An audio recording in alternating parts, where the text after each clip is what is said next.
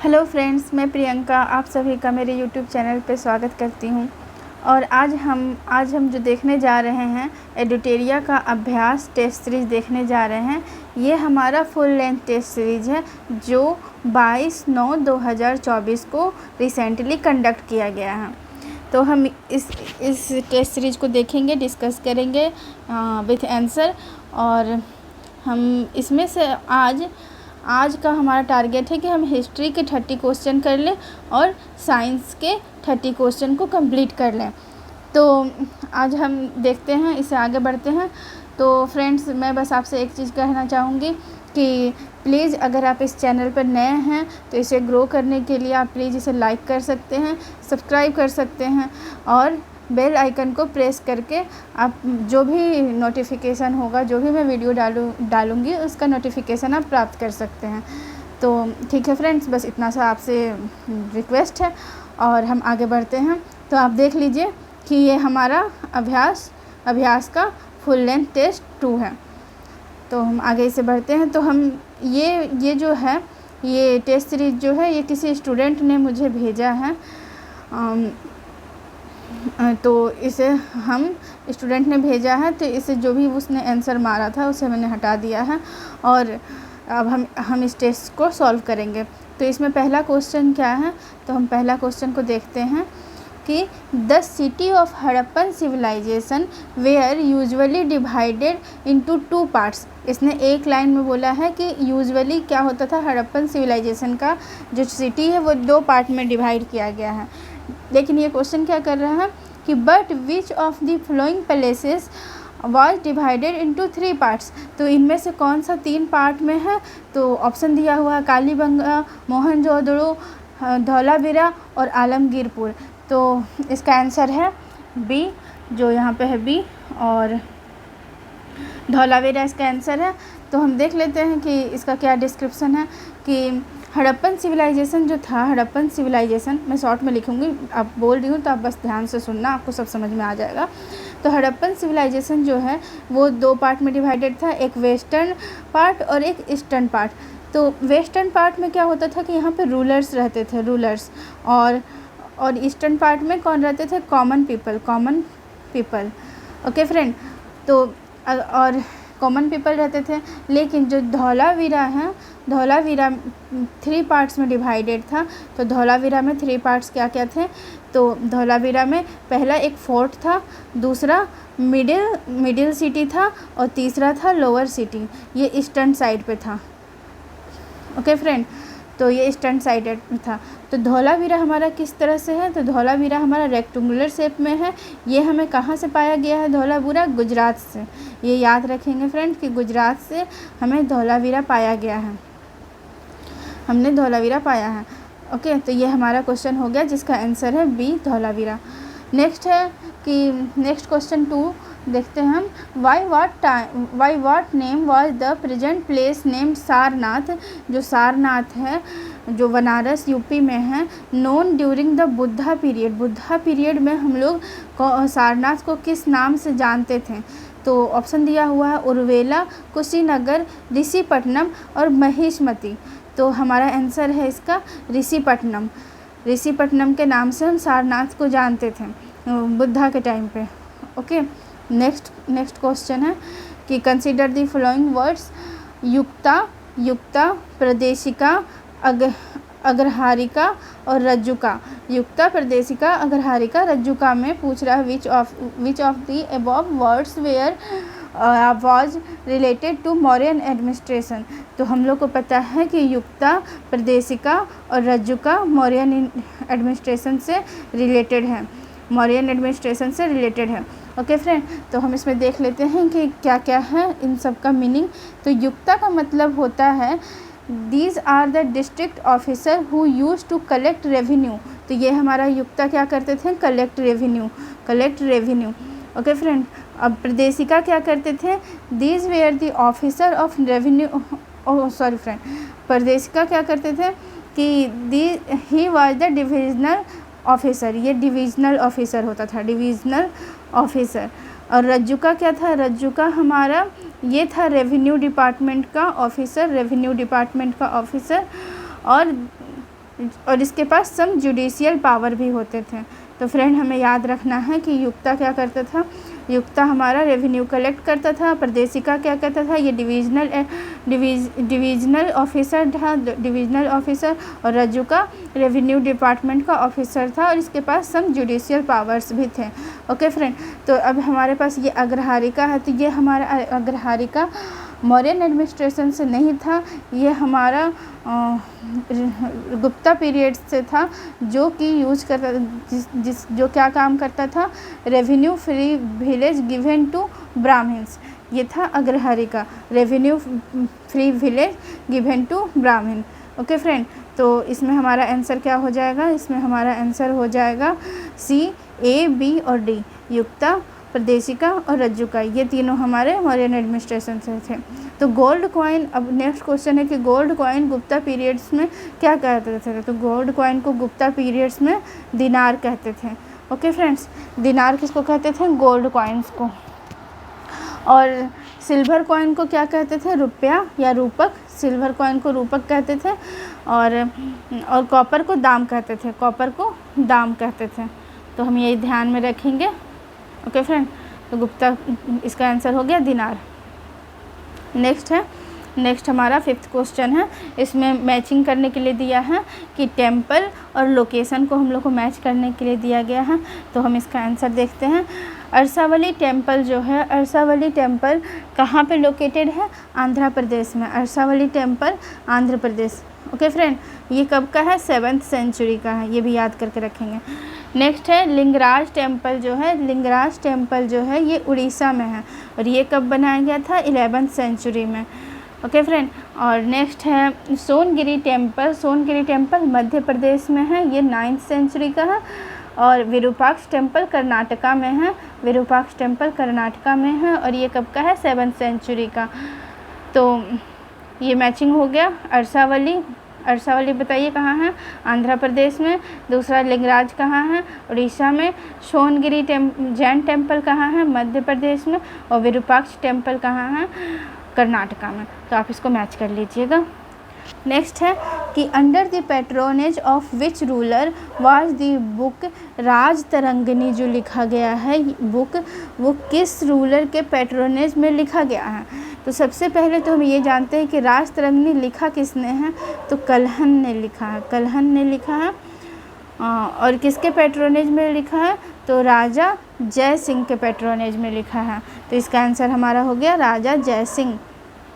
Okay friend, तो ये इसमें बोल रहा है कि जो ये राजा जय सिंह थे ये लोहार डायनेस्टी से थे और इसमें जो बुक है इसमें 8 तरंग थे, तरंग मतलब चैप्टर्स थे, 8 चैप्टर्स थे और इसमें 8,000 क्या थे, वर्सेस थे, वर्सेस में श्लोक थे 8,000। ओके फ्रेंड, तो आप देख सकते हैं राज तरंगिणी, कल्हन याद रखना है और जय सिंह, राजा जय सिंह को याद रखना है। नेक्स्ट है in which महाजनपद, in the महाजनपद era, महाजनपद era हमें पता है कि 6th सेंचुरी से स्टार्ट होता है। तो महाजनपद एरा में पूछ रहा है कि Mathura was the capital of which Mahajanapada. तो मथुरा किसका कैपिटल था, तो हमें पता है सूरसेन का कैपिटल था, सूरसेन का कैपिटल था। तो हम आगे भी देख लेते हैं कि और क्या क्या है। मत्स्य किसका था, मत्स्य विराटनगर का था, विराटनगर का। और पांचाल किसका था, तो पांचाल था हमारा अहिछत्र का, अहिछत्र। और अवंती किसका था, अवंती था हमारा उज्जैन का, उज्जैन। आई होप फ्रेंड आपको वीडियो अच्छी लग रही होगी क्योंकि मैं एक एक वर्ड्स को अच्छे से समझाकर आगे बढ़ रही हूँ। अगर आपको कुछ भी ऐसा फील हो कि हाँ थोड़ा इसमें और इम्प्रूवमेंट हो सकता है तो आप कमेंट सेक्शन में बता सकते हैं। नेक्स्ट है क्वेश्चन नंबर 8। तो who was the ruler of Magadh at the time of Alexander invasion.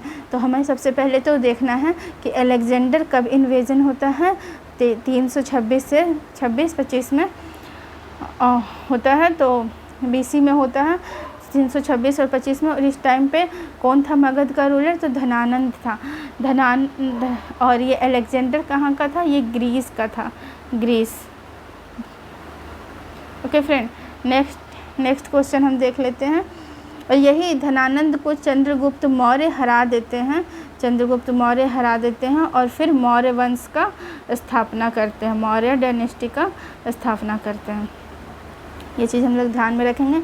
Next है consider the following rulers of Delhi सल्तनत। दिल्ली सल्तनत का कुछ रूलर्स के नाम दिए गए हैं और पूछ रहा है कि which of the above rulers contributed to the construction of Qutub Minar. तो हमें पता है कि कौन कौन से कुतुब मीनार को बनाने में, तो सबसे पहले तो कुतुबुद्दीन ऐबक, फिर उसके बाद इल्तुतमिश और फ़िरोज़ शाह तुगलक। याद रखना है इसमें कि फ़िरोज़ शाह तुगलक जो है ये 5th फ्लोर बनाया था। 5th फ्लोर जो कुतुब मीनार का है वो कौन बनाया था? Firoz Shah Tughlaq. Next question friend देख लेते हैं, who were the Ashtadiggaja. Ashtadiggaja कौन थे पूछ रहा है। Who were the Ashtadiggaja in the court of Krishnadevaraya, one of the greatest ruler of Vijayanagara empire.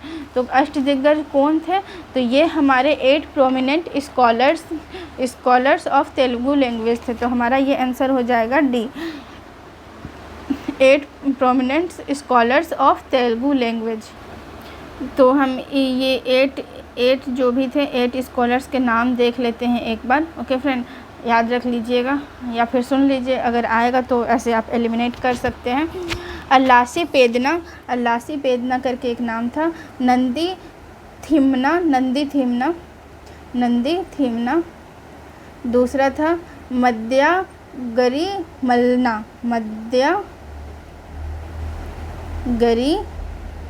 मल्लना। Okay friend, तीसरा था दुर्जात। चौथा हो गया। पहला में क्या बताया था मैंने? अल्लासी पेदना और दुर्जात। और 5th में क्या था हमारा? रामम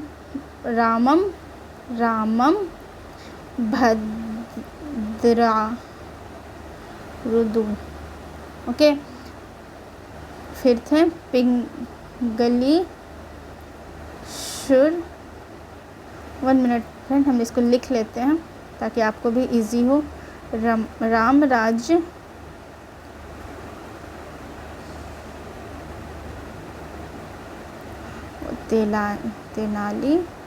तेनाली रामाकृष्णा। तो ये हमारे 8 स्कॉलर्स थे फ्रेंड, तो हमें याद रखना है। नेक्स्ट है, आप इसे एक बार पढ़ लीजिएगा, हम जूम कर देते हैं। अल्लासी पेदना, नंदी थीमल और मद्दायगरी मल्लना, दुर्जात, रामन भद्रादु, पिंगली शुरना, रामराज भूषणा और तेनाली रामाकृष्णा। ओके फ्रेंड्स, तो हम आगे बढ़ते हैं। What is the गोल गुम्बद लोकेटेड इन बीजापुर कर्नाटका। तो सबसे पहले हमें पता होना चाहिए कि गोल गुम्बद कहाँ है? कर्नाटका में। और पूछ रहा है कि ये क्या है, तो हमें पता होना चाहिए कि ये टॉम्ब ऑफ मोहम्मद आदिल शाह का ये मकबरा है। क्या है? टॉम्ब ऑफ मोहम्मद आदिल शाह का मकबरा है। अब हम इसके बारे में कुछ बता दे रहे हैं, यहाँ से हम इसे डिलीट कर रहे हैं और इसे मैं बता रही हूँ इसका एक्स्ट्रा जो मैंने रिसर्च किया है। तो ये जो बीजापुर ये जो है टॉम्ब, इसको वर्ल्ड हेरिटेज साइट, यूनेस्को के वर्ल्ड हेरिटेज साइट में 2014 में इसको ये किया गया था, इंक्लूड किया गया था। और ये जो टॉम्ब है ये सेकंड लार्जेस्ट डोम है। इसका जो लार्जेस्ट डोम है, इसका जो डोम है वो सेकंड लार्जेस्ट है आफ्टर सेंट पीटर्स बेसिलिका इन रोम। तो ये याद रखना है कि इंडिया में पूछेगा तो ये सबसे बड़ा डोम है, और जब वर्ल्ड में पूछेगा तो ये सेकंड लार्जेस्ट डोम है। और इसका कौन से मटेरियल से बना है, अगर मटेरियल पूछ देगा तो ये डार्क ग्रे बेसाल्ट प्लास्टर से बना है। डार्क ग्रे बेसाल्ट प्लास्टर से बना है दोस्तों। तो कुछ ये सब है एक्स्ट्रा चीज़, इसे आप ध्यान में रख सकते हैं। और ये गोल गुम्बद मोहम्मद आदिल शाह का मकबरा है। नेक्स्ट हम देख लेते हैं, नेक्स्ट आगे बढ़ते हैं। Who build Qila e Kohna mosque in Delhi. तो किला ए कोहना कौन बनाया है? दिल्ली में शेरशाह ने बनवाया है। शेरशाह ने बनवाया है। तो हम ये और एक देख लेते हैं कि शेरशाह ने और एक बनाया है रोहतास फोर्ट। इसको वर्ल्ड हेरिटेज साइट घोषित किया गया है, वर्ल्ड हेरिटेज साइट। और ये कहाँ पे है? पाकिस्तान में है। ये हम ध्यान रखेंगे। और अगर हम शेरशाह के बारे में देखें तो शेरशाह का जन्म कहाँ हुआ था? सासाराम में। और इनकी डेथ हुई थी 22 मई, डेथ का टाइम है 22 मई 1545। कलिंजर का जब ये युद्ध कर रहे थे, कलिंजर फोर्ट के पास इनकी मृत्यु हो गई थी। और इन्हें दफनाया कहाँ गया था? सासाराम में इनको दफनाया गया था। सासाराम, ओके, सासाराम। आप इतना चीज़ इसके बारे में ध्यान रखिएगा। नेक्स्ट है विशिष्ट अद्वैतवाद वाज प्रोपाउंडेड बाय रामानुजाचार्य। विशिष्ट अद्वैतवाद कौन प्रोपाउंड किए थे? रामानुजाचार्य।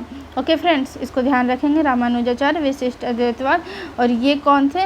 ये सगुन गॉड का पूजा करते थे। एक सगुन एक निर्गुण होता था, तो उसमें से सगुन गॉड का पूजा करते थे।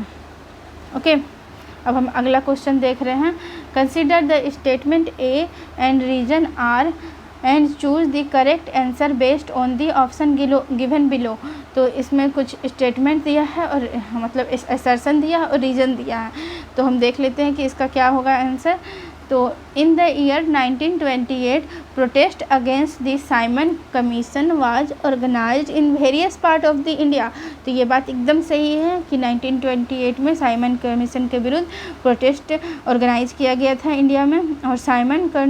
और क्यों किया गया था? तो Simon commission did not include a single Indian member, इसलिए हम लोग यहाँ पे इंडिया में प्रोटेस्ट किया गया था। तो ये दोनों सही है। A and R are correct, A and R are correct and R is the correct explanation of ए।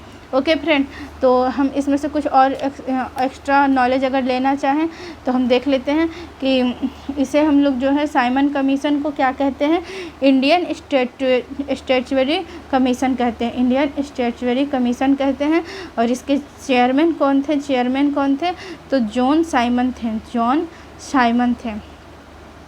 और इसको कब बनाया गया था? तो ये सेटअप हुआ था नवंबर 1927 में सेटअप हुआ था। और ये इंडिया कब आया था? इंडिया कब रीच हुआ था? तो ये फरवरी 1928 में इंडिया आ गया था। और इसमें हम लोग एक और बात याद रखेंगे कि इसी टाइम लाला लाजपत राय जो कि कहाँ पे इसको लाहौर में इसके विरुद्ध प्रोटेस्ट कर रहे थे, उनको पुलिस के लाठीचार्ज के कारण उनको गंभीर चोट आती है और वो 18 दिन के बाद उनकी डेथ हो जाती है 17 नवंबर 1928 को। ये चीज़ याद रखेंगे क्योंकि ये बहुत जगह पूछा गया है। और ये जो पूछता है कि साइमन कमीशन आया क्यों था, तो ये एक तरह से रिव्यू करने के लिए आया था मॉन्टेग्यू चेम्सफोर्ड रिपोर्ट को रिव्यू करने के लिए आया था। कब आया था ये मॉन्टेग्यू चेम्सफोर्ड रिफॉर्म कब आया था? 1919 में। तो इसमें से कुछ मैंने एक्स्ट्रा बताया है जो आपको ध्यान में रखना है। नेक्स्ट हम लोग नेक्स्ट क्वेश्चन पे चलते हैं।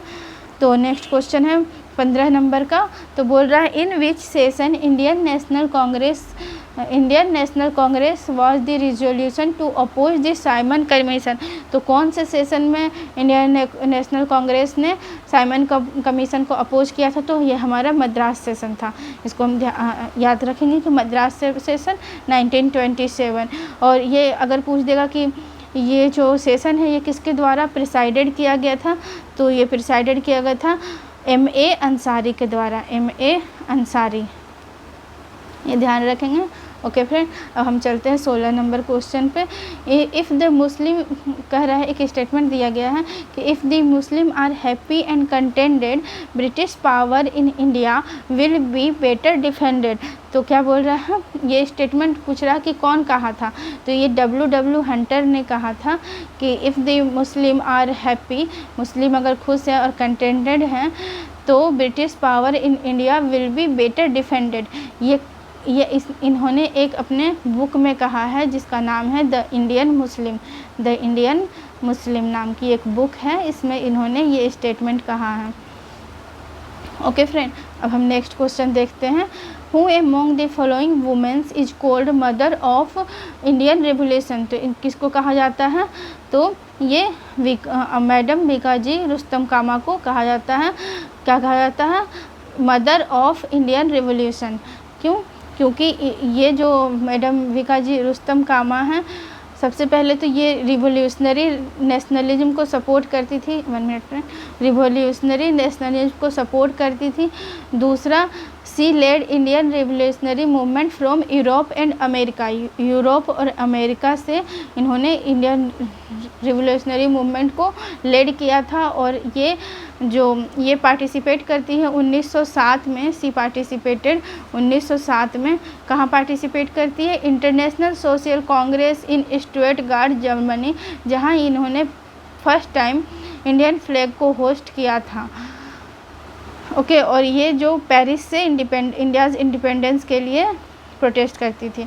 ओके फ्रेंड, नेक्स्ट हम लोग चलते हैं। गदर पार्टी के बारे में पूछा गया है 18 नंबर क्वेश्चन में। तो Ghadar party was establish in the year 1915 दिया हुआ है। नो फ्रेंड, इस 1930 1 मिनट फ्रेंड, हाँ, ईयर 1913 में इसको सैन फ्रांसिस्को कहाँ पे किया गया है? सैन फ्रांसिस्को अमेरिका में किया गया है इसका इस्टेब्लिशमेंट। और दूसरा पूछ रहा है कि the Ghadar party was published a newspaper. तो हमें ये न्यूज़पेपर का नाम याद रखना कि हिंदुस्तानी गदर नाम का गदर पार्टी न्यूज़पेपर पब्लिश करते थे, जो उर्दू, गुजराती और पंजाबी लैंग्वेज में होता था। तो इसका आंसर क्या होगा कि 1 गलत है और दूसरा सही है। तो करेक्ट पूछा है, तो हम लोग ओनली 2 आंसर होगा। नेक्स्ट पे हम लोग आ जाते हैं। तो इसमें कुछ न्यूज़पेपर का नाम दिया गया है और एडिटर पूछा गया है। तो सबसे पहले हम लोग देख लेते हैं कि ये न्यूज़पेपर और इनके एडिटर कौन हैं। तो सबसे पहले है बंगाली के एडिटर कौन है? सुरेंद्रनाथ बनर्जी। सुधारक के कौन है? सुधारक के गोपाल कृष्ण गोखले। केसरी के कौन है? बाल गंगाधर तिलक। हिंदुस्तानी के कौन है? तो हिंदुस्तानी के हमारे हो गए गंगा प्रसाद वर्मा। और हिंदू के कौन है? जी सुब्रमण्यम अय्यर। तो ये हम अच्छे से ध्यान में रखेंगे और इसका आंसर हो जाएगा 35412। नेक्स्ट है कि who was the British prime minister at the time of revolt of 1857। तो पूछ रहा 1857 के रिवोल्ट के टाइम ब्रिटिश प्राइम मिनिस्टर कौन थे?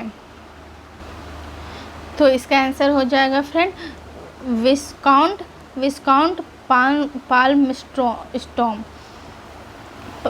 पालस्टोन थे। तो ये हमारा क्वेश्चन हो गया। ये इसमें से एक और चीज़ जान दीजिए, ये लिबरल पार्टी से थे। कौन से पार्टी से थे? लिबरल पार्टी से थे। नेक्स्ट है हमारा क्वेश्चन है और इसमें से पूछ रहा है कि कितने स्टेटमेंट करेक्ट हैं। ओके फ्रेंड, तो बोल रहा है कि Lord William Bentinck was the first governor general of India. तो ये स्टेटमेंट बिल्कुल सही है कि लॉर्ड विलियम बेंटिक ही हमारे first governor general of India थे। फिर दूसरा पूछ रहा है कि Robert Clive was the first governor general of Bengal. तो ये गवर्नर जनरल ऑफ बंगाल नहीं थे, ये सिर्फ गवर्नर ऑफ बंगाल थे। Okay friend, governor general of Bengal नहीं थे, गवर्नर ऑफ बंगाल थे। और तीसरा हमसे पूछ रहा है कि Lord Canning was the first viceroy of India. तो ये बिल्कुल सही है, तो बिल्कुल सही है। और पूछ रहा है Mountbatten was the last governor general of independent India. तो ये लास्ट गवर्नर जनरल नहीं था, इसके बारे में हम लोग पढ़ लेते हैं कि लास्ट गवर्नर जनरल जो हमारे थे वो कौन थे। तो चक्रवर्ती राजा गोपालचारी थे। राजा गोपालचारी थे। ओके फ्रेंड, और ये जो माउंटबेटन थे, Mountbatten was the last governor general of India during British rule and the first governor general of independent India. Okay friend, तो इसका आंसर हमारा हो जाएगा 1D2। Answer is correct. हम लोग 22 क्वेश्चन पे आ गए हैं। 22वें क्वेश्चन में हमसे पूछ रहा है कि on which date the Diwani rights was granted to the East India Company by Mughal emperor. तो इसका आंसर हमारा है कि कब जो ये था मुग़ल एम्परर ने दीवानी राइट्स जो है वो ईस्ट इंडिया कंपनी को दे दिया था। तो ये 12 अगस्त 1765। सॉरी फ्रेंड, 12 अगस्त 1765 इट्स करेक्ट। तो after battle of Buxar in 1764 the East India Company defeated 3 big powers. जैसे कौन कौन थे 3 बिग पावर में, तो नवाब ऑफ बंगाल, नवाब ऑफ अवध और आर्मी ऑफ मुग़ल एम्पायर। एक साथ इन तीनों को हरा देता है ये ईस्ट इंडिया कंपनी। और after this in 1765 Mughal empire कौन थे, शाहजहां, शाह आलम द्वितीय ने इसको दीवानी राइट दे दिया 12 अगस्त 1765 को। ओके फ्रेंड, नेक्स्ट हम लोग देख लेते हैं क्वेश्चन कि the Portuguese were the first to came to India in 1498 and were last to left. कब इस पहले तो सबसे पहले पोर्तुगीज कब आए, 1498 में, और सबसे लास्ट में कब जाते हैं, तो ये 1961 में इंडिया को छोड़ के जाते हैं। ये हम ध्यान से याद रखेंगे।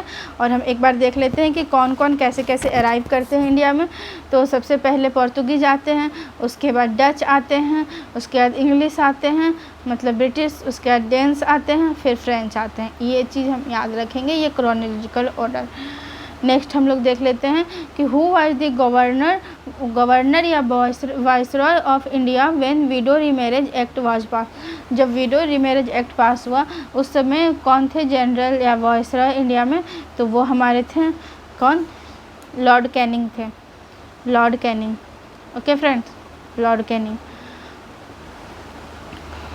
और लॉर्ड कैनिंग का हम लोग देख लेते हैं कि कब से कब तक थे, तो ये 1856 से लेके 1863 तक थे। और विडो रीमैरिज एक्ट इन्हीं के टाइम पे पास हुआ था। और इस विडो रीमैरिज एक्ट में क्या कहा गया था कि widow remarriage was considered valid and child born from the marriage was considered legitimate. याद रखेंगे, लेजिटिमेट कर दिया गया था चाइल्ड को।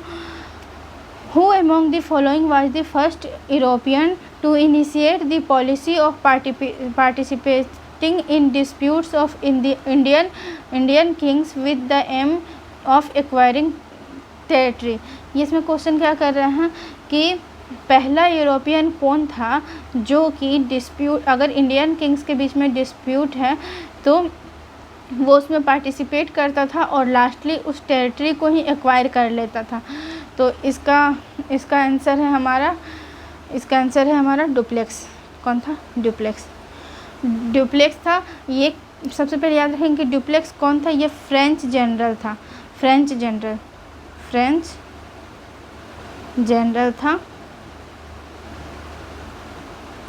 था। और ये क्या करता था, it was Dupleix who first appointed European troops in Indian royal courts at Indian expense पे अपना ट्रूप्स को रखता था।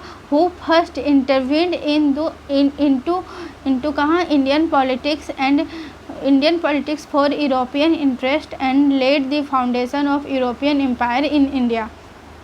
इतना बस याद रखेंगे फ्रेंड कि कौन था पहला, तो डुप्लेक्स था। नेक्स्ट क्वेश्चन हम लोग देख लेते हैं। तो नेक्स्ट क्वेश्चन है कि what is the number of delegates who attended the first session of INC Indian National Congress which was held in Bombay 1885। तो ये कितने डेलीगेट्स यहाँ पे आए हुए थे, तो 72 डेलीगेट्स।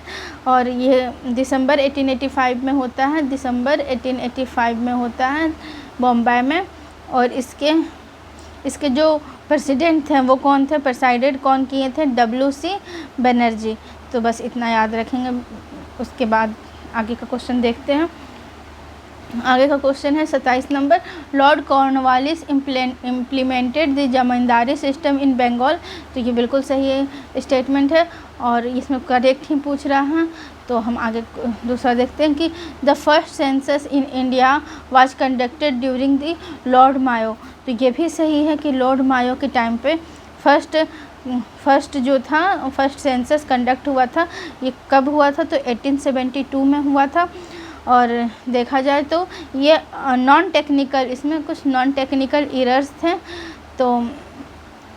तो हमारा जो अगर इसीलिए इसको हम लोग नॉट ऑफिशियली रिकॉग्नाइज इसको हम लोग नहीं करते हैं। और लेटर 1881 में जब फर्स्ट ऑफिशियल सेंसस होता है, फर्स्ट ऑफिशियल सेंसस कब होता है? 1881 में होता है। और इस टाइम पे कौन थे? तो during the tenure of Lord Ripon. तो हम लोग मायो को भी याद रखेंगे और रिपन को भी याद रखेंगे। ओके फ्रेंड, नेक्स्ट क्वेश्चन हम लोग देख लेते हैं। What at which of the following places did British established an emergency headquarter during the revolt? तो क्या बोल रहा है कि ब्रिटिश ने कहाँ पर इमरजेंसी हेडक्वार्टर इस्टेब्लिश किया था 1857 की क्रांति के टाइम? तो इसका आंसर है इलाहाबाद। इलाहाबाद में किया था इमरजेंसी हेडक्वार्टर इस्टेब्लिश, जो आज क्या है इसका नाम? प्रयागराज। ओके फ्रेंड, और हम लोग नेक्स्ट क्वेश्चन पे चलते हैं। Who was president of Indian National Congress at the time of partition of India? तो बोल रहा है कि कौन से प्रेसिडेंट थे इंडियन नेशनल कांग्रेस के, कौन प्रेसिडेंट थे जब इंडिया का पार्टीशन हुआ था? तो इसका आंसर है JB कृपलानी। JB कृपलानी थे जब इंडिया का पार्टीशन हुआ था, तब INC के प्रेसिडेंट। और इनके जस्ट बाद फिर कौन बनते हैं? Rajendra Prasad, after his resignation. Okay friend, next हम लोग देख लेते हैं। नेक्स्ट क्वेश्चन है 30 नंबर का क्वेश्चन है कि who among the following wrote the poem सुबह आज़ादी? सुबह आज़ादी किसने लिखा था? तो फैज़ अहमद फैज़ ने लिखा था।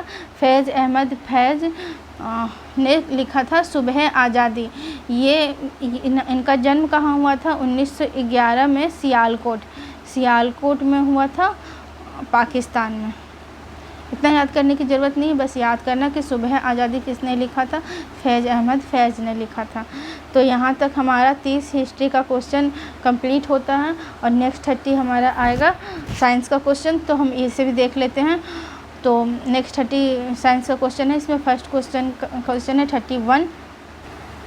क्वेश्चन कह रहा है why does water boils at temperature below 100 degree Celsius at high altitude? तो हाई एल्टीट्यूड पे क्या होता है कि एटमॉस्फेरिक प्रेशर डिक्रीज़ होता है। जैसे जैसे हम लोग हाई एल्टीट्यूड पे जाते हैं, हमारा एटमॉस्फेरिक प्रेशर डिक्रीज़ होने लगता है। तो यही कारण है कि वहाँ पर वाटर जो बॉयल होता है बिलो 100 डिग्री सेल्सियस पे होता है। This is the reason that food takes longer to cook when we go to the higher altitude because the boiling point of water decreases. तो इससे क्या होता है? Boiling point of water decrease हो जाता है। इसका आंसर क्या है? Atmospheric pressure decreases. Atmospheric pressure decreases. Okay friend, देख लीजिए। नेक्स्ट हम लोग चलते हैं नेक्स्ट क्वेश्चन पे। Consider the following statement with reference to deficiency present in Mendeleev periodic table. बोल रहा है कि इन सब को देखो, ये सारे स्टेटमेंट को, और बताओ कि इसमें से कौन करेक्ट है। तो डिफिशियंसी क्या था कि पहला तो ये could not place hydrogen correctly in his periodic table. ये हाइड्रोजन को करेक्टली प्लेस नहीं कर पाए थे। बिकॉज क्यों नहीं कर पाए थे? कि hydrogen is similar to that of alkali metal. Like alkali metal, hydrogen also forms compound with halogen, oxygen, sulphur having similar formulas. इसलिए ये करेक्टली प्लेस नहीं कर पाए थे। दूसरा है isotope of elements were challenge to periodic law of his table. तो उस समय तक हमारा आइसोटॉप्स डिस्कवर ही नहीं हुआ था, तो ये चैलेंज की तरह उभरा था। तो ये भी सही है और ये भी सही है। नेक्स्ट हम लोग देख लेते हैं। Atomic mass do not increase regularly as we move from one element to another in his table. तो ये भी सही है, ये भी सही है कि एटॉमिक मास जो था वो रेगुलरली इंक्रीज नहीं करता था। और इससे क्या होता था? इससे सबसे ज़्यादा प्रॉब्लम क्या होता था? It become difficult to predict how many elements can be discovered between the two element. Okay friends, तो इसका आंसर हमारा हो जाएगा 1 2 3, ये तीनों ही सही बताया गया है। नेक्स्ट क्वेश्चन है 33 का। 33 का क्वेश्चन है, consider the following statement with reference to use of Doppler effect. तो इसमें करेक्ट पूछ रहा है, तो हम लोग देख लेते हैं statement. It is use to measure the velocity of bodies in various field such as military, medical science, etc।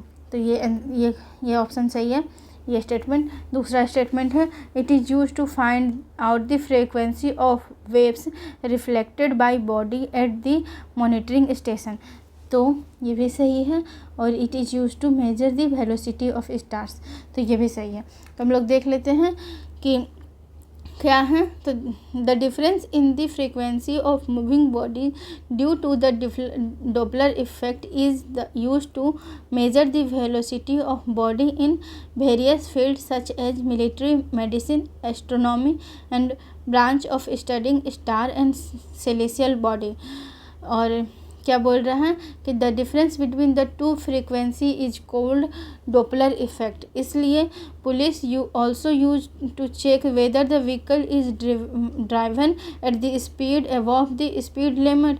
तो इसमें क्या होता है कि फॉर डेट अ साउंड और electric waves of known frequency are send towards the क्या moving body की तरफ इलेक्ट्रो वेव का फ्रीक्वेंसी को भेजा जाता है, और the frequency of wave reflected by the body and obtain at the monitoring station are determined. तो इससे पता चलता है कि स्पीड कितना है व्हीकल्स का। ओके फ्रेंड्स, तो इसका आंसर हमारा हो जाएगा 1 2 3, ये तीनों करेक्ट है। नेक्स्ट है, the liquid in thermoflask remains hot और cold for long time because there is no loss or gain of heat by conduction, by convection और by radiation। इन तीनों से ही ना ही गेन होता है हीट का और ना ही लॉस होता है। हम ये चीज़ ध्यान रखेंगे। और नेक्स्ट क्वेश्चन है, according to Newton there is gravitational force between all the bodies in universe. तो बोल रहा है कि न्यूटन के हिसाब से there is gravitational force between all the body in universe. ये तो बात सही है, तभी तो सोलर फैमिली में all the planets revolves around the sun, which means that there is a force between sun and other planet.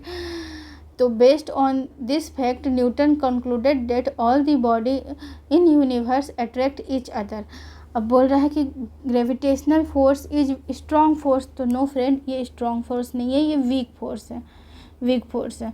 तीसरा हम लोग देखते हैं कि तीसरा स्टेटमेंट क्या कर रहा है, gravitational force of both type attraction और रिपल्सन। नो फ्रेंड्स, ये अट्रैक्शन करता है बस, रिपल्सन नहीं करता। तो इसमें हमारा स्टेटमेंट पूछ रहा है कि इनकरेक्ट। तो हम देख लेते हैं, ये तो हमारा सही है और 2 और 3 हमारा इनकरेक्ट है।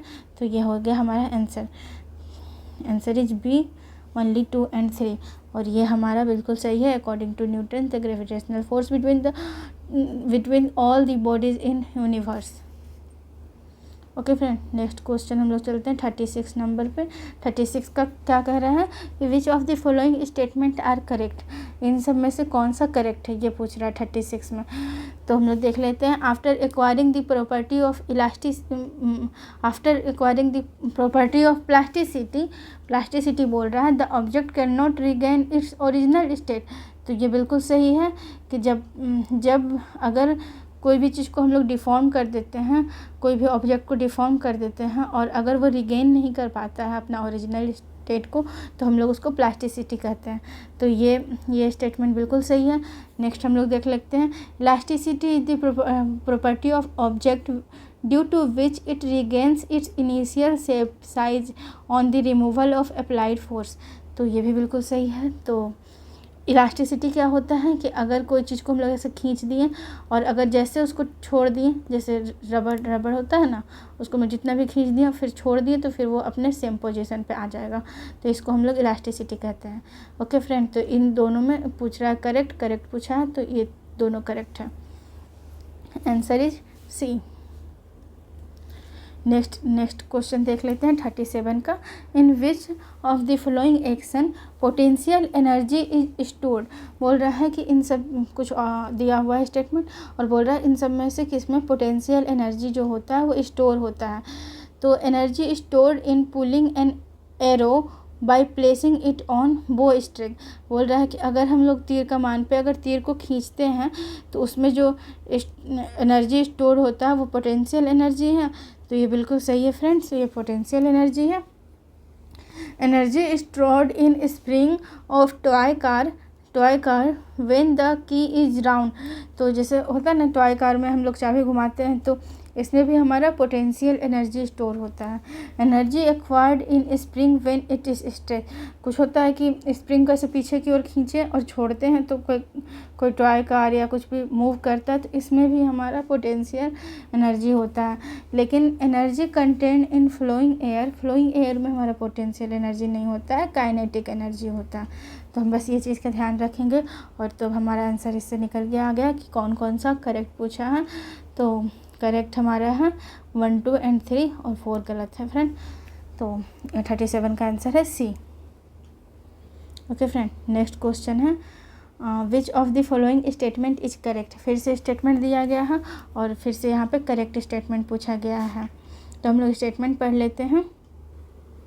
पहला स्टेटमेंट है for the same increase in temperature the volume of mercury increases more than alcohol। तो हमें याद रखना है कि volume of mercury increases less यहाँ पे होगा less than alcohol. Okay friend, तो ये हमारा गलत हो गया।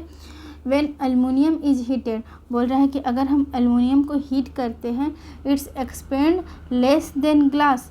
तो क्या बोल रहा है कि ये क्या ग्लास से कम एक्सपेंड करेगा? तो नो फ्रेंड, ये मोर एक्सपेंड करेगा। और तीसरा है कि when heated alcohol expand the most compare to other liquid. तो ये एकदम सही है कि अल्कोहल सबसे ज़्यादा एक्सपेंड करता है हीट करने पे। और चौथा है कि at normal temperature gases expand at the least compare to solid and liquid. तो गैसियस एक्सपेंड लिस्ट नहीं, ये सबसे ज़्यादा करेगा एज कम्पेयर टू सॉलिड और लिक्विड। ये सब का रीज़न ये है कि because of the coefficient of volume expansion. जैसे जैसे वॉल्यूम एक्सपेंड करेगा कोफिशिएंट ऑफ वॉल्यूम उस पर डिपेंड करेगा कि कौन सबसे ज़्यादा एक्सपेंड करेगा और लेस करेगा। तो हमारा यहाँ पे आंसर हो गया कि when heated alcohol expand the most compare to other liquid. Okay friend, next हम लोग चलते हैं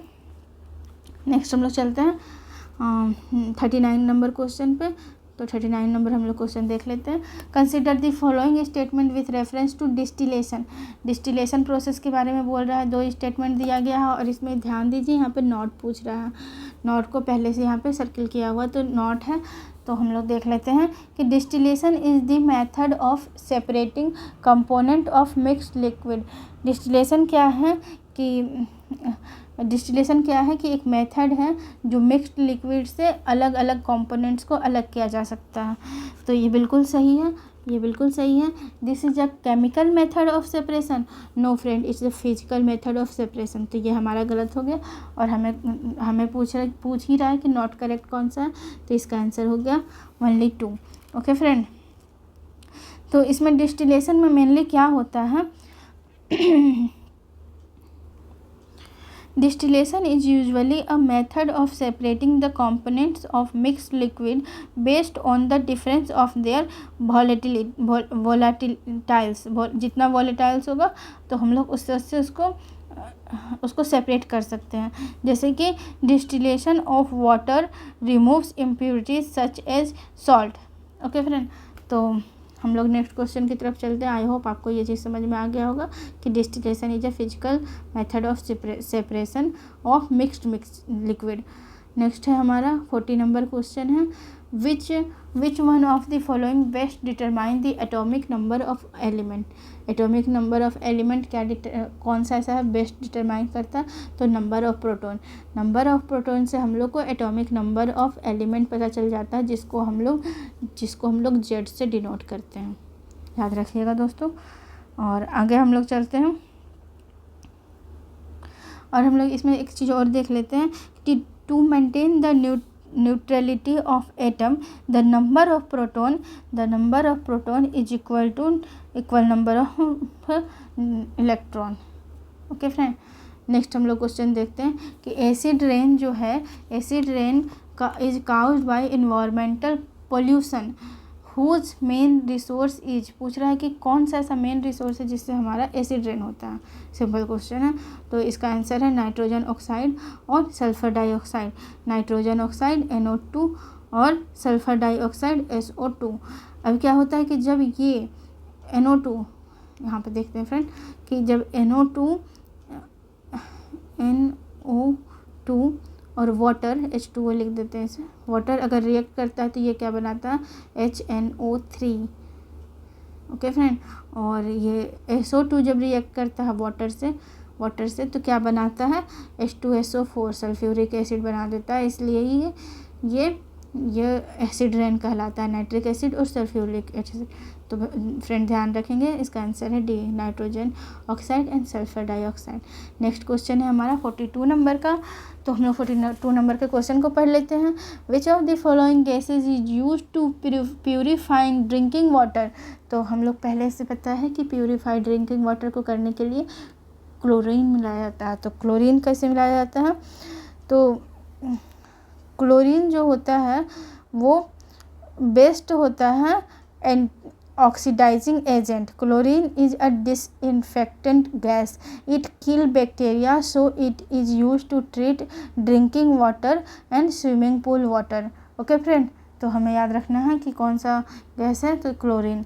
नेक्स्ट हम लोग देख लेते हैं, which one of the pairs given below is not correctly match. बोल रहा है कौन कौन करेक्टली मैच नहीं है। तो हम लोग देखते हैं ड्राई आइस को हम लोग सॉलिड कार्बन डाइऑक्साइड कहते हैं। सेविन क्या है, इंसेक्टिसाइड्स है। टेफ्लॉन क्या है, टेफ्लॉन हमारा फ्लोरीन कंटेंट पॉलीमर्स है, FLR है, फ्लोरीन कंटेंट पॉलीमर्स है। और फ्लोरेंस क्या है, फ्लोरीन कंटेंट ऑर्गेनिक कंपाउंड। तो ये गलत है, ये कार्बन का क्या बोलते हैं उसको, एलोट्रॉप्स है, जिसको C60 से डिनोट करते हैं। और ये हेक्सागोनल या पेंटागोनल फॉर्म में होता है फ्रेंड, पेंटागोनल फॉर्म में होता है। और ये फॉर्म कैसा होता है, ऐसे केज लाइक स्ट्रक्चर होता है। Okay friend, football like. तो इससे हम लोग को पता चल गया कि फ्लोरेंस इज फ्लोरीन कंटेंट नहीं, ये कार्बन का एलोट्रॉप है।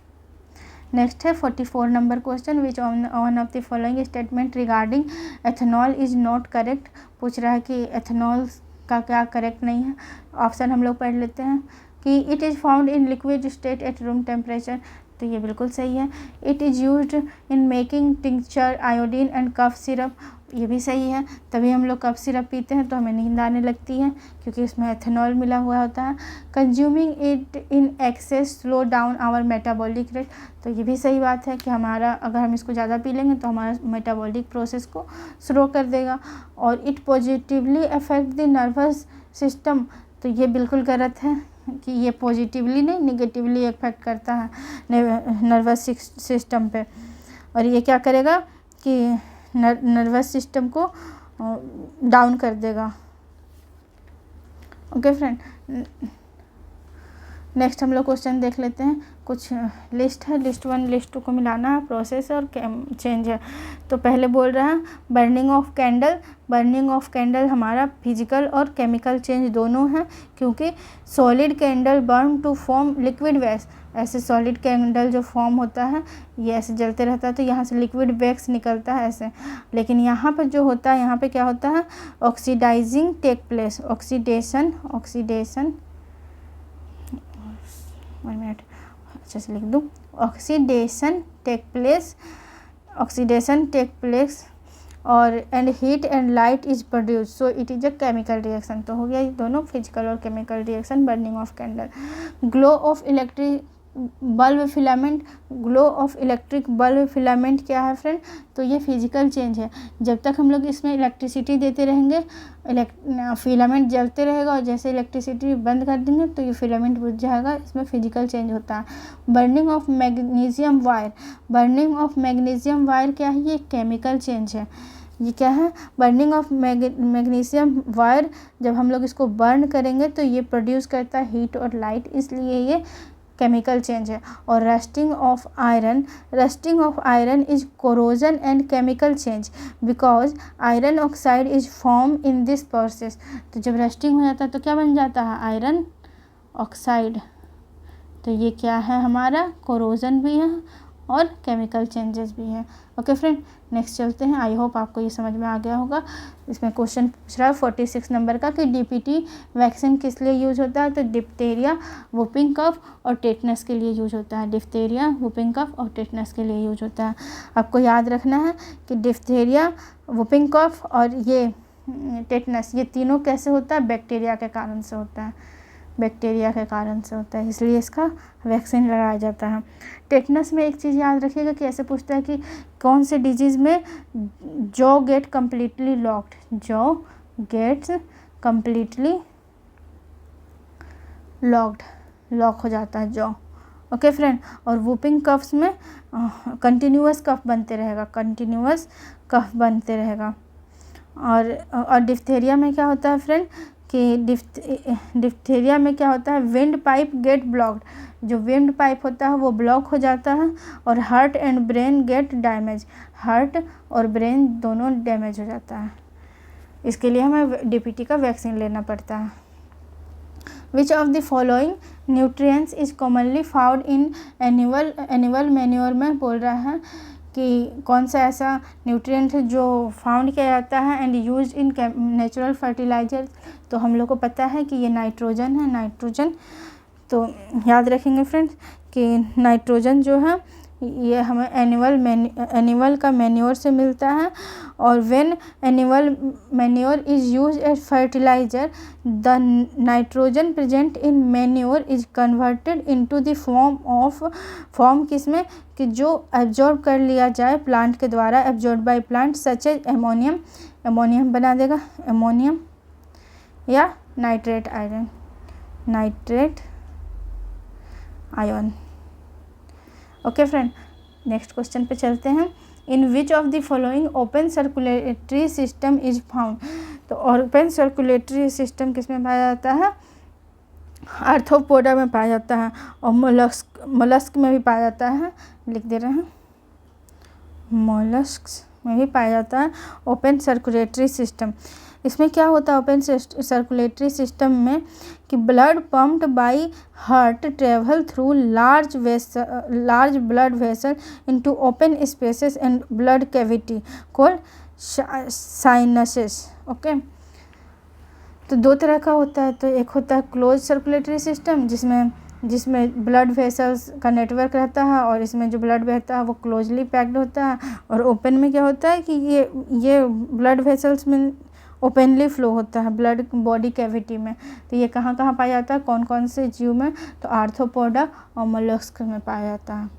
नेक्स्ट है क्वेश्चन हमारा, consider the following statement with reference to parenchyma. तो पेरेन्काइमा के बारे में बोला जा रहा है और करेक्ट पूछ रहा है, तो हम लोग देख लेते हैं। तो it stores food and water, ये क्या करता है, फूड और वाटर को स्टोर करता है, तो ये बिल्कुल सही है। Parenchyma stores food and water, ध्यान रखेंगे फ्रेंड। सेकंड पूछ रहा है, it is living and simplest tissue which is the result of differentiation in meristem, तो ये भी सही है। Okay friend, it is the simplest living permanent tissue resulting from differentiation of meristem। और थर्ड पूछ रहा है कि it is also called aerenchyma, ये तो ठीक है, in aquatic plants because it help in flow of air in these plants. तो नो फ्रेंड, ये ऐसा नहीं होता है। तो ये बता रहा है कि it does not help in air circulation in aquatic plant. Parenchyma acts as aerenchyma which help in floating and gas exchange in floating में यूज करता है, फ्लो नहीं, फ्लोटिंग, और गैसेस एक्सचेंज में। ओके फ्रेंड, तो ये चीज़ ध्यान रखेंगे। तो इसका आंसर हमारा हो गया 1 और 2 करेक्ट पूछा है, तो 1 और 2 सही है। नेक्स्ट हम लोग 50 नंबर क्वेश्चन पे आ चुके हैं फ्रेंड, और हम लोग पढ़ेंगे। इसमें असर्शन रीजन दिया गया है और इसमें पूछ रहा है कि कौन सा सही है, तो हमें बताना है। तो हम लोग पढ़ लेते हैं। In all animals, in all living organism only DNA is found as genetic material. तो ये बात बिल्कुल सही है। Only DNA deoxy ribonucleic acid DNA का फुल फॉर्म है। और नेक्स्ट पूछ रहा है रीजन में, it is acidic in nature and is found in nucleus, mitochondria and plastic of cell. तो ये तीनों सही है। प्लास्टिक ऑफ सेल में पाया जाता है, माइट्रोकॉन्ड्रिया और न्यूक्लियस में पाया जाता है। लेकिन ए और आर दोनों करेक्ट हैं, but R is not correct explanation of A. Okay friend, तो ये हमारा आंसर हो जाएगा। Both A and R correct, but R is not correct explanation of A. Next हम लोग क्वेश्चन पे चलते हैं। 51 नंबर क्वेश्चन पे, इसमें मैच करना है लिस्ट 1 से लिस्ट 2 को। तो vestigial organs, fossil, organ of perception और प्रिसिपिटेशन और एनालॉगस ऑर्गन, ये चारों के बारे में पूछ रहा है। तो हम लोग देख लेते हैं। वेस्टिजियल ऑर्गन क्या है? तो वेस्टिजियल ऑर्गन है हमारा निक्टिटेटिंग मेम्ब्रेन। ये कहाँ पाया जाता है? निक्टिटेटिंग मेम्ब्रेन आई में पाया जाता है। और काउडल वर्टिब्रेट्स, ये हमारा काउडल वर्टिब्रेट्स क्या है कि काउडल वर्टिब्रेट्स भी हमारा एक तरह का वेस्टिजियस ऑर्गन है जिसका यूज नहीं होता है बॉडी में, no significance use in the body. Next है फॉसिल। फॉसिल क्या है? Remains of archaeopteryx. रिमेन्स है, रिमेन्स मतलब बचा हुआ चीज़, तो फॉसिल है। ऑर्गन ऑफ प्रेसिपिटेशन क्या है? तो sea flippers and bat wing. ये जो है कि सी फ्लिपर्स और बैट विंग क्या है? ऑर्गन ऑफ प्रेसिपिटेशन है। ये लोग का similar basic structure and origin है, but appears dissimilar due to their adapted for different function are called homologous organ. ठीक है फ्रेंड। और एनालॉगस ऑर्गन्स क्या है? बटरफ्लाई और क्रो का विंग दोनों एक तरह का है, इसीलिए इसको एनालॉगस ऑर्गन कहते हैं। तो ये मैच हो गया हमारा कि ए का two vestigial organ, fossil, remains of archaeopteryx, analogous organ, butterfly और क्रो का विंग, और organ of precipitation seals, flippers and bat wings. Okay friend, next हम लोग चलते हैं, देख लेते हैं। 52 नंबर क्वेश्चन है। 52 नंबर क्वेश्चन में पूछ रहा है अल्फा कैरेटिन। हम लोग alpha keratin is a protein that found in present in skin में पाया जाता है। स्किन में, हॉर्न में, नेल्स में, ये सब में हमें क्या पाया जाता है? अल्फा कैरेटिन प्रोटीन पाया जाता है। ओके फ्रेंड, नेक्स्ट क्वेश्चन हम लोग देख लेते हैं। इसका आंसर हो गया प्रेजेंट इन स्किन, बी हो गया इसका आंसर। नेक्स्ट हम लोग देख लेते हैं 53 नंबर क्वेश्चन। इसमें पूछ रहा है which of the following statement is false with reference to Lamarckism. तो लामार्किज्म के बारे में कुछ स्टेटमेंट दिया गया, तो देख लेते हैं। It has two concept, use and disuse of organs and inheritance of acquired characteristic. तो ये बिल्कुल सही है। Use and disuse of organs और and inheritance of acquired characters. Long neck of giraffe is proof of biological evolution by gradual adaptation due to excessive use of organ. तो ये भी बिल्कुल सही है कि जिराफ का लॉन्ग नेक हो जाता है, ऐसे जिराफ का लॉन्ग नेक हो जाता है ताकि वो लंबे लंबे पेड़ों को ऊपर पत्तियाँ खा सकें। तो ये भी बायोलॉजिकल इवोल्यूशन है। और इसमें पूछ रहा है Weizmann was the strongest critic of this theory and in response to this he gave germ plasm theory। तो ये भी सही है। तो हमारा इसमें से पूछ रहा फॉल्स, तो फॉल्स कोई नहीं है, तो नन ऑफ दीज आंसर आ जाएगा। जर्म प्लाज्म थ्योरी क्या कहा जाता है कि according to which only those characteristic which affect the reproductive cell और germ plasm of organs are inherited in the next generation। Okay friend, तो आगे चलते हैं हम लोग 53 के बाद 54 में कि what type of genetic disorder is colour blindness and haemophilia. तो ये क्या होता है, इसका आंसर है x sex linked excessive disease और डिसऑर्डर।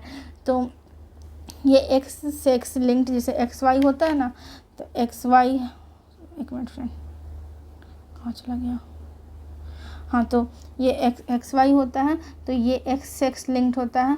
तो ये मेल में तो एक्स वाई होता है और फीमेल में क्या होता है, एक्स एक्स होता है। तो ज़्यादातर करके ये हमें फीमेल से आने की संभावना होती है। अगर एक्स एक्स यहाँ से आया तो हमें जेनेटिक डिसऑर्डर, कलर ब्लाइंडनेस और हेमोफीलिया हो सकता है। लेकिन मेल से हमें मेल जो है वाई अगर सन बनता है, जैसे एक्स एक्स मतलब फीमेल और सन में क्या होता है, एक्स वाई होता है। तो इसमें कोई भी चांस नहीं कि मेल से ऐसा जेनेटिक डिसऑर्डर आए, इसमें पूरा चांस है कि फीमेल से ही, मदर से ही आएगा सन में। ओके फ्रेंड, तो देख लेते हैं आगे का question. A person of unknown blood type meets with serious accident and needs an immediate blood transfusion.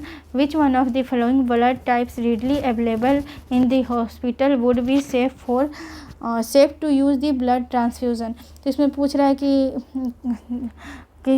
जब अगर कोई सीरियस एक्सीडेंट हो जाता है और वो आता है और उसका जो ब्लड टाइप हम लोग को पता नहीं है, तो हम लोग उसको कौन सा ब्लड दे सकते हैं जो सेफ़ होगा। तो वो ब्लड का ओ ब्लड दे सकते हैं और RH नेगेटिव, ओ और RH नेगेटिव। ये क्या होता है कि universal O blood type is called universal donor. It is safe for any blood type. O negative blood does not contain any antigen that can react with other blood type, इसलिए हम लोग ओ negative blood दे देते हैं। अब हम लोग देख लेते हैं 56 नंबर क्वेश्चन कि Gaganyaan consider the following statement regarding Gaganyaan, और इसका पूछ रहा है इनकरेक्ट चुनना है। तो पहले पढ़ लेते हैं कि Gaganyaan mission is launch from earth by GSLV MK3। No friend, GSLV MK3 से नहीं होता है, ये LVM3 याद रखेंगे कि LVM3 से इसको लॉन्च किया जाएगा। बाकी तो इसका सही होगा। इनकरेक्ट पूछा था तो हमें पता चल गया कि यही है इनकरेक्ट। तो Gaganyaan mission is ambitious mission to send human in the low और अर्थ ऑर्बिट, जिसका 400 किलोमीटर एल्टीट्यूड है, तो ये बिल्कुल सही है। The mission include crew escape system, ये भी सही है। तो हमारा आंसर हो गया कौन सा, ए। इसका लिख देती हूँ फिर से, LVM3। नेक्स्ट क्वेश्चन पे चलते हैं। द लेटेंसी ऑफ 4G क्या पूछ रहा है कि करेक्ट 4G और 5G के बीच में पूछ रहा है, करेक्ट पूछ रहा है। तो करेक्ट पूछ रहा है तो हम लोग देख लेते हैं कि the latency of 4G is 200 milliseconds while the latency of 5G is 5 millisecond. No friend, latency of 4G कितना होगा, 4G का लेटेंसी क्या है कि 60 to 98 मिली सेकेंड हो जाएगा, और इसका 5G का हो जाएगा 10 milli, less than 10 millisecond, less than 10 millisecond, याद रखेंगे फ्रेंड। और नेक्स्ट पूछ रहा है 5G offers minimum download speed of 1 Gbps और whereas 5G offers 20 Gbps। तो ये बात बिल्कुल सही है कि 4G क्या है, 1 Gbps डाउनलोड स्पीड देता है और 5G 20 Gbps डाउनलोड स्पीड देता है। तो ये हमारा गलत है और ये सही है। तो हमें इसमें करेक्ट ही पूछ रहा है, तो करेक्ट है हमारा ओनली 2। आगे का हम लोग देख लेते हैं फ्रेंड्स। मंकी पॉक्स वायरस के बारे में पूछ रहा है, तो इसमें देख लेते हैं। कुछ दिया हुआ है कि सीधे हम लोग आंसर देखते हैं कि it is a part of same family of variola virus that cause smallpox. तो ये बिल्कुल सही है। Monkeypox is a part of same family of virus as variola virus. The similar cause of smallpox symptoms are similar to monkeypox symptoms are similar to those of smallpox but are milder and monkeypox are rarely fatal. It is discovered, सबसे पहले 1958 में discover किया गया था। हम लोग आगे का क्वेश्चन देखते हैं। लाइट कॉम्बैट हेलीकॉप्टर के बारे में और करेक्ट पूछ रहा है। Light combat helicopter has been developed for air to air and air to ground missile attack. तो ये बिल्कुल सही है फ्रेंड, एयर टू एयर और air to ground missile attack के लिए बनाया गया है। और दूसरा है LCH light combat helicopter is a product of Hindustan aeronautical limited. तो ये भी बिल्कुल सही है, दोनों सही है और हमारा आंसर हो गया बोथ 1 और 2। याद रखना है कि LCH को डिप्लॉय कहाँ किया गया है, लाइन ऑफ एक्चुअल कंट्रोल पे, लाइन ऑफ LAC पे इसको डिप्लॉय किया गया है with China beside joining the AH-64E Apache helicopter in service. Okay friend, अब 60 नंबर क्वेश्चन देख लेते हैं। तो what are the names of mission and crew modules that went for the spacewalks first ever privately. तो spacewalk पे कौन जा रहा है, तो इसका आंसर हो गया Polaris down and dragon. Polaris Dawn is a SpaceX mission that carried out first private spacewalk in orbit, and the crew module used in this mission is Crew Dragon. This mission was aimed at pushing the boundaries of commercial space flight by testing spacesuit design and Crew Dragon's depressurization. Okay friend, तो यहाँ तक ये complete हो गया, इसका answer हो गया C। याद रखिएगा, पोलरिस डाउन और dragon, crew dragon. Okay friend, तो हमारा यहाँ तक हमारा हो गया साइंस और हिस्ट्री के 30 क्वेश्चंस हो गए, 30 क्वेश्चन कंप्लीट हो गए और साइंस के 30 क्वेश्चन कंप्लीट हो गए। इसके आगे जो वीडियो आएंगे उसमें नेक्स्ट क्वेश्चंस हम लोग कंप्लीट करेंगे। और ये हमारा जो है ये फुल लेंथ टेस्ट 2 का है, फुल लेंथ टेस्ट 2 का हम लोग क्वेश्चन को सॉल्व कर रहे हैं एडुटेरिया का फ्रेंड्स, एडुटेरिया का हम लोग सॉल्व कर रहे हैं।